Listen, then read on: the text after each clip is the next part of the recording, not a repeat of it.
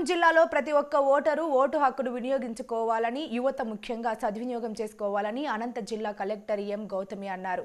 14వ జాతీయ ఓటర్ల దినోత్సవంలో భాగంగా అనంతపురం కలెక్టర్ కార్యాలయంలో ఈ నెల 25వ తేదీన జాతీయ ఓటర్ల దినోత్సవం ఘనంగా నిర్వహించారు. జిల్లా కలెక్టర్ ఎం గౌతమి మాట్లాడుతూ, నూతనంగా ఓటు హక్కు పొందిన యువకులకు అభినందనలు తెలుపుతున్నామని, జిల్లా యంత్రాంగం జిల్లాలో ఎన్నికలు ప్రశాంతంగా నిర్వహిస్తున్నామని, అన్ని రాజకీయ పార్టీలు సూచనలు, సలహాలతో ముందుకు వెళ్తామని అన్నారు.